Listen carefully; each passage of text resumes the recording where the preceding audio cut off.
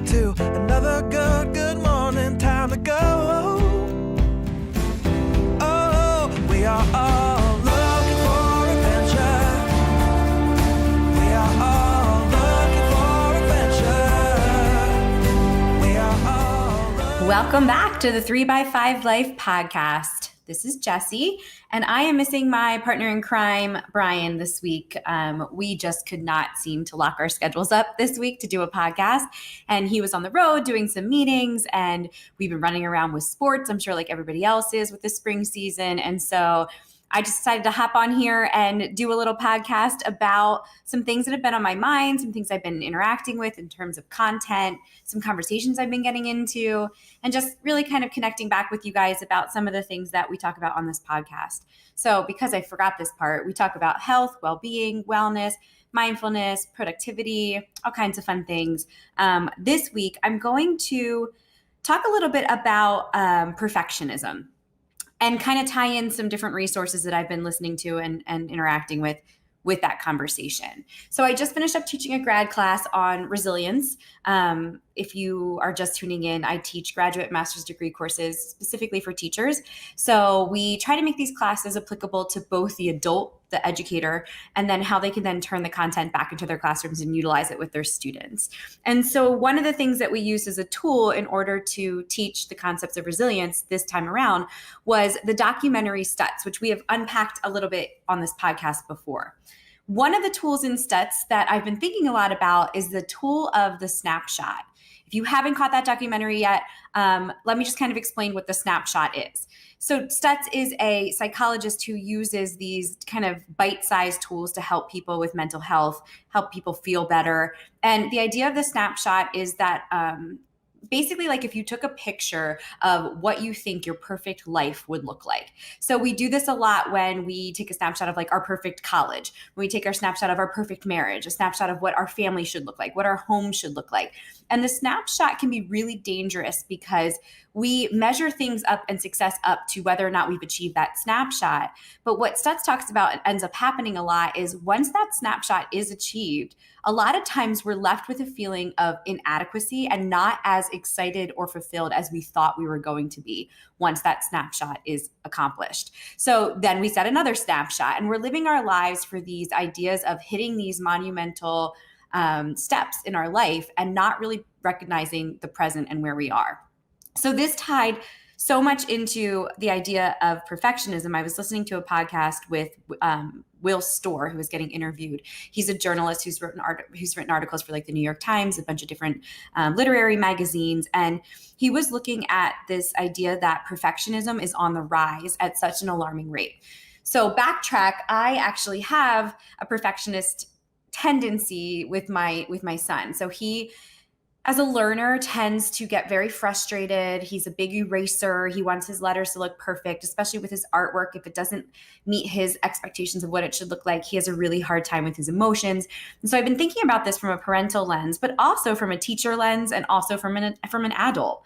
And when I was listening to this guy, Will, talk, he mentioned this idea of this bar and how the bar for expectations of us as human beings, as learners, as children, continues to get higher and higher and higher. So the rate of perfectionism increasing is directly connected to the idea that our expectations and the ceiling for what is the norm and the bar is always, always elevating to a higher level, which leaves a sense of inadequacy and not being able to accomplish what we want to. And this is linked to mental health. It's linked to problems with anxiety, depression. It can be in students or especially adults. It could be self-harm. It could be self-medicating with things that maybe like drugs and alcohol. This could lead to eating disorders. And the idea that you're not good enough is a concept that is really tricky for people. And so I liked this thought process of, okay, so what is causing this increase in perfectionism? So if you think about from a student's perspective and the bar getting higher, thinking about grades, our grading systems and how we have class rankings and we have valedictorians. And I don't know if you recognize, but I've seen this in the last 10, 15 years of teaching where students will have like a 4.7 GPA, where before when we were in school, 4.0 was about as high as you could go. And not only do you have like a 4.7, 4.10 GPA, but you have like 15 kids who have that type of GPA. The pressure to be better than is really hard. And there's a ranking system of class rank that tells you over and over that you're not good enough, that the definition of success is to have this specific GPA. This shows up in attractiveness. So you're looking at these social media accounts that have supermodels. I was just looking the other day. I saw a teenager applying makeup to their face, and I just was in awe of the steps and techniques that are involved in applying makeup these days.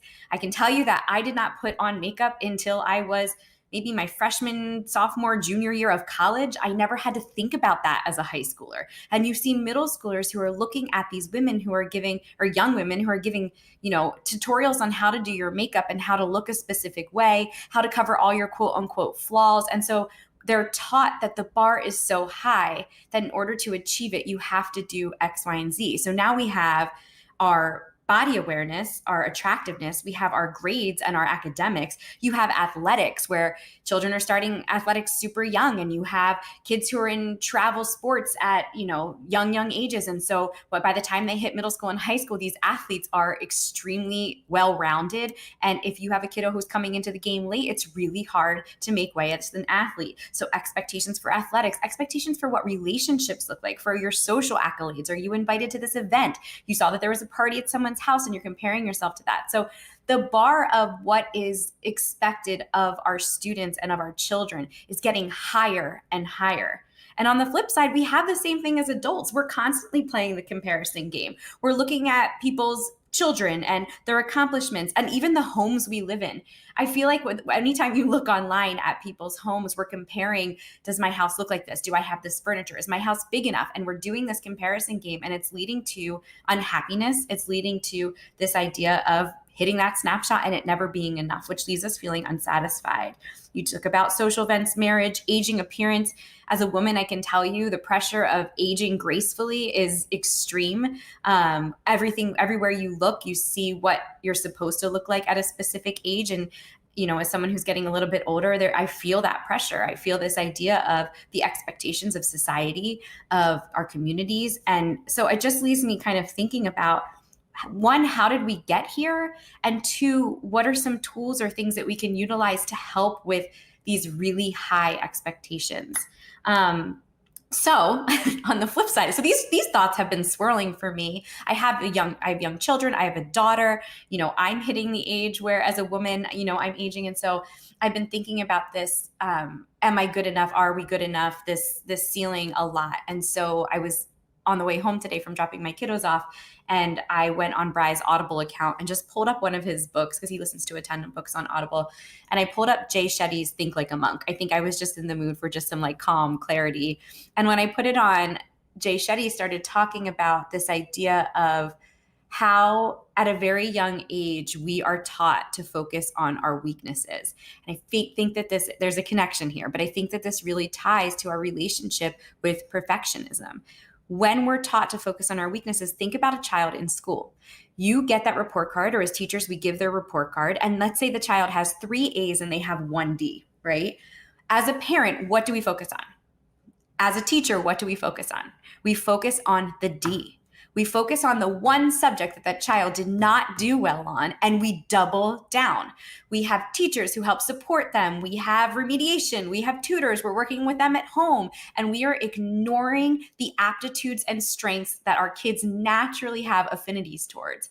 What builds confidence, a sense of worth, a sense of accomplishment, is what they are good at, what their strengths are. And Jay Shetty talks about, when you think of where we should be focusing our attention, it should be on that. This happens as adults. You go for a year-end job evaluation or a year-end teaching evaluation.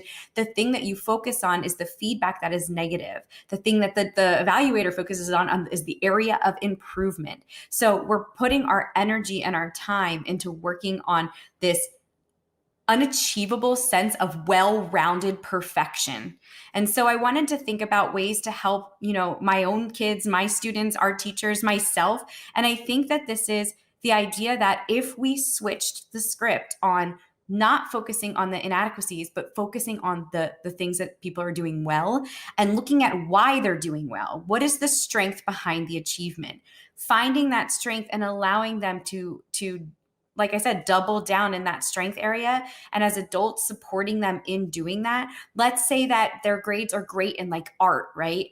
Art or even English language arts, but maybe in math, it's not so great. Yes, I think to get a well-rounded student, you can focus on math, but think about what would happen if you took that student and gave them opportunities to explore ELA, English language arts, maybe performance, maybe public speaking, maybe going into a play, maybe writing a script. So the opportunities are endless to strengthen that ability. So I don't know. I think one way that you could do this, if you're not sure where your strengths are, is what is the thing that you do that makes you feel the most confident? What is that thing that you do where you feel like people come to you for that? And if you don't know, you could ask a parent, you could ask a friend, you could ask a colleague, like, what do you think I do that I excel at or that I'm talented at? And if you can find those pieces and you focus your attention on that, I think the sense of perfectionism will be lessened because you have something that's making you feel confident and good enough. So anyway, long story long is the snapshot, that ever achievable thing that we're striving for that we just can't like get to and find happiness in, leads to that perfectionist tendency. And why this is increasing: the comparison game, the raising the bar, the expectations, watching and paying attention to those expectations that we have for ourselves and then we have for our children and the people that we're around.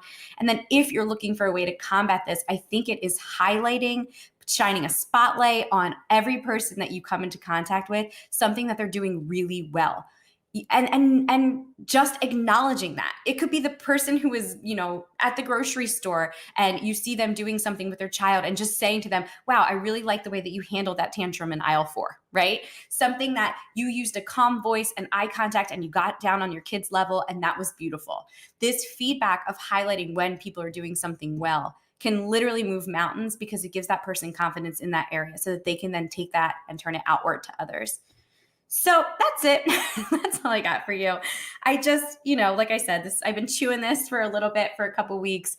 Brian and I were trying to figure out a time to do a podcast and we just couldn't sync up. And I just thought I would come on here and give you a little bit of my 2 cents. So love to hear your thoughts on this too, especially, if you're finding this with your teenagers or you're finding this, with people in your life and is this leading to true unhappiness and unrest? And then maybe how can we work together and work smarter and not harder and find ways to elevate and lift each other up?